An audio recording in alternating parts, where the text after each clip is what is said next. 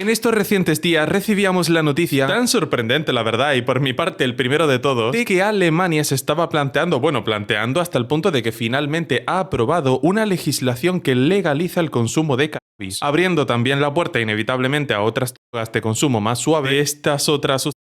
Así que vamos a leer la noticia juntos y a comprobar qué es lo que ha ocurrido. Alemania legaliza el cannabis. Ya tenemos el primer titular de todos y se plantea la pregunta de qué opina el resto de Europa del turismo de la hierba. Como se nos hace saber en este artículo publicado el 3 de abril, como os comentaba, en esta semanita ha llegado la noticia, Alemania ha flexibilizado su legislación sobre tenencia y cultivo de cannabis, pero ¿hay turismo de hierba? Alemania ha sido conocida durante mucho tiempo como uno de los países más conservadores de Europa, pero esa percepción podría estar cambiando. Esta semana se ha convertido en el mayor país de la Unión Europea en legalizar el cannabis recreativo, a pesar de la feroz oposición de políticos y asociaciones médicas. Como os comentaba, ya de entrada esta noticia ha pillado de sorpresón. Había oposición por parte de políticos y de médicos de esta nueva legislación por parte de Alemania, que también es entendible por dos vías, pero no me quiero adelantar en el vídeo. Una es muy evidente: atraer turismo, generar dinero en épocas en las que Europa está de vacas flacas, la verdad. Y la otra porque obviamente tú no puedes poner puertas al campo y no puedes pelear contra la gravedad. El consumo se va a terminar dando de estos estupefacientes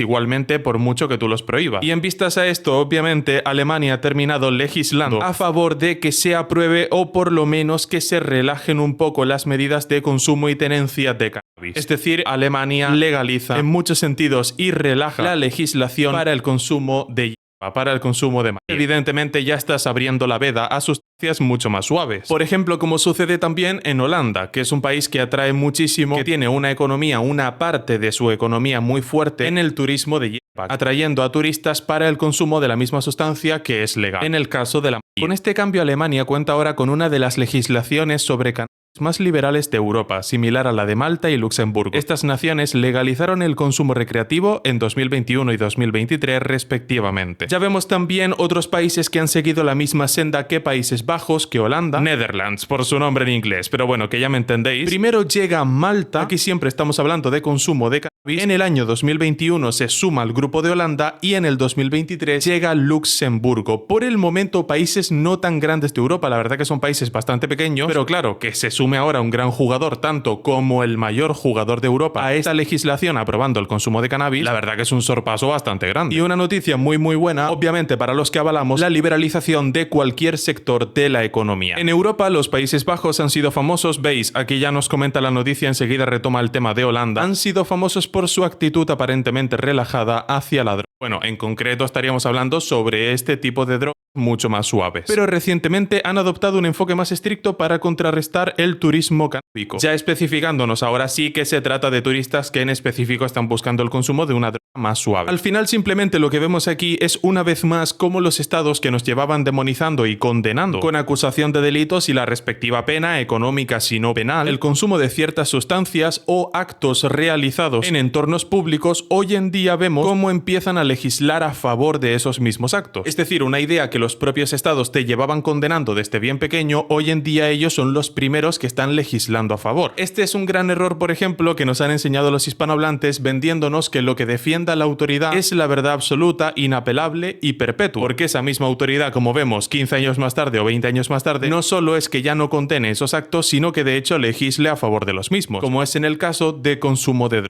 Mucha gente, lamentablemente, sobre todo los hispanohablantes, nos dejamos atemorizar mucho por el alegato que dé la autoridad como es un estado, y no nos paramos a pensar que como tal el propio estado, sea la autoridad que sea, obviamente que cambia de opinión. Y si 15 años más tarde está defendiendo lo contrario a lo que te demoniza ahora, tú habrás pasado 15 años creyendo una mentira. Y todo por tener como la verdad absoluta el alegato de una autoridad que como tal, detrás de la misma lo único que hay son monos con ropa igual que yo, que se equivocan igual que yo. Por este mismo motivo, porque donde digo Diego, no tienes que creerte nada de lo que te diga nadie, y muchísimo menos de lo que te diga un estado. Porque el estado como tal lo que tiene detrás son personas igual que tú, gente de carne y hueso, monos con ropa igual que yo, que se equivocan igual que yo. No olvides que el estado como tal es una minoría armada Es decir, es un borracho con una pistola. Y el que tenga las armas en este mundo decidirá de quiénes son el resto de las cosas. ¿Quién te garantiza a ti que esos monos con ropa, qué es lo que hay detrás del Estado, humanos igual que tú, que se equivocan igual que tú, igual de inseguros, que tienen los mismos temores? ¿Quién te asegura a ti que esa gente acierte siempre? Y sobre todo, si han acertado, ¿por qué 15, 20 años más tarde están haciendo una legislación que dice lo contrario a lo que llevaban defendiendo toda la vida? A colación de todo esto también, yo soy el primero que expone otro tema importante. Mientras os dejo por aquí la noticia, para los que queráis ir leyéndola un poquito mientras me escucháis, saco a propósito de este tema una conclusión importante respecto al consumo de marihuana. En general, de estupefacientes que sean muy débiles, que tengan una capacidad de daño muy pequeña, y es su comparativa el consumo de estos estupefacientes con drogas comerciales. La gente se olvida de que el tabaco y el alcohol como tal siguen siendo drogas. No porque las compres en un supermercado dejan de ser drogas.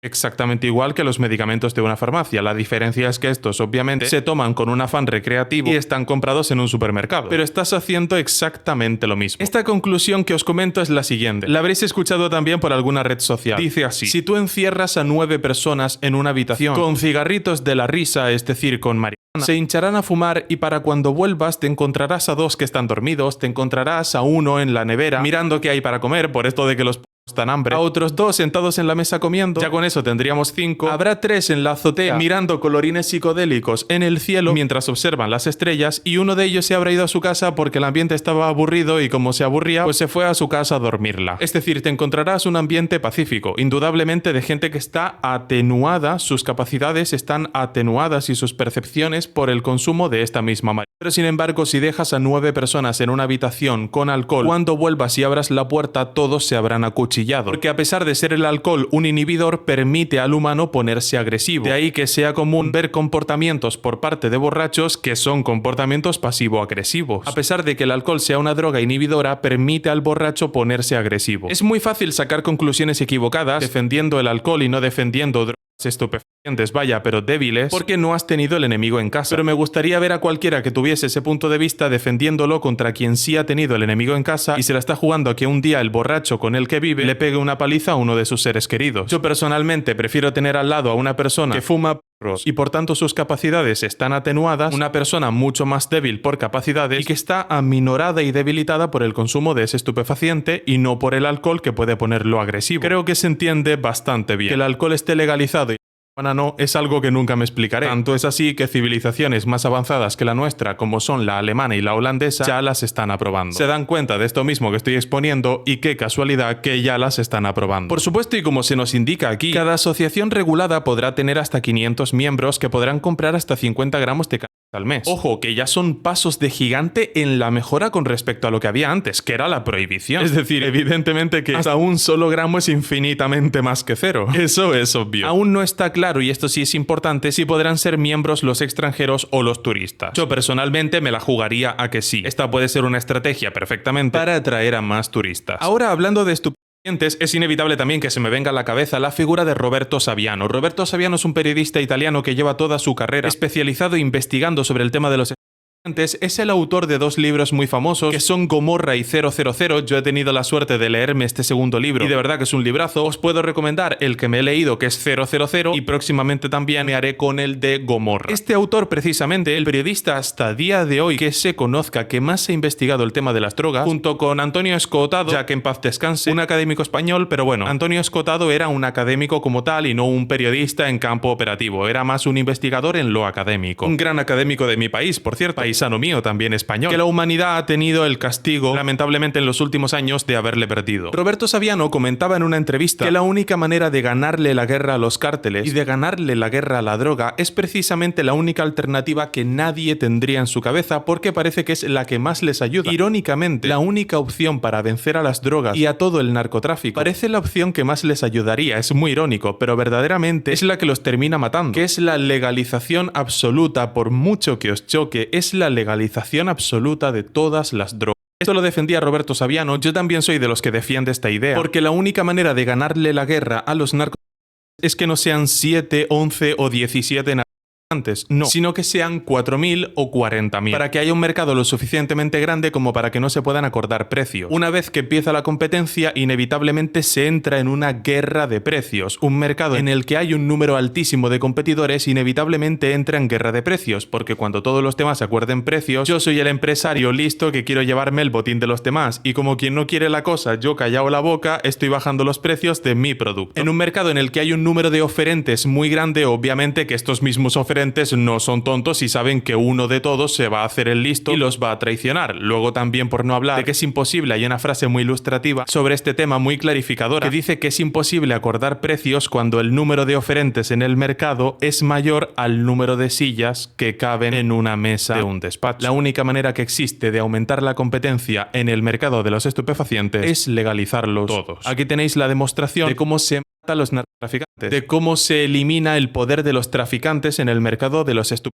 y cómo se combate contra ellos. Por irónica que parezca la opción, ya la he demostrado, es con la legalización absoluta de todas. Indudablemente, España sigue dormida, totalmente sumida en discutir temas que son tonterías de opresiones, semáforos con falda, de bancos con colorines y de gente cuya nacionalidad no es un dato que se deba citar llevando machetes por la calle, pero de ese tema mejor el gobierno de izquierdas que hay en España mejor no habla. Nos estamos perdiendo todo el turismo del que se están beneficiando por este tipo de consumo y por haber liberalizado el mercado en este sentido por parte de Alemania, sumándose al grupo de Holanda, Malta y Luxemburgo. Ahora también se suma la primera economía europea, que es Alemania, el motor de Europa. Y mientras tanto, España sigue dormida, viendo pasar ese tren, como le pasa por la izquierda, y como una vez más nos estamos perdiendo el tren que es la economía mundial, mientras estamos dormidos discutiendo de tonterías. Un vídeo más también tratando un poquito de temas económicos en los que se liberaliza un poquito el mercado, que no todo tiene que ser cripto. Aquí os he traído un sector de la economía que se está abriendo mucho en la primera economía europea, en el motor económico europeo que es Alemania. Una noticia de economía del sector de la economía, concretamente del consumo de los estupefacientes. Interesantísima, por supuesto. Como siempre, yo soy Mr. Brent. Ha sido un honor para mí informarles. Les prometo que aquí seguiré haciéndolo y nos vemos en el próximo vídeo tratando muchos más temas de economía, mercados financieros y cripto.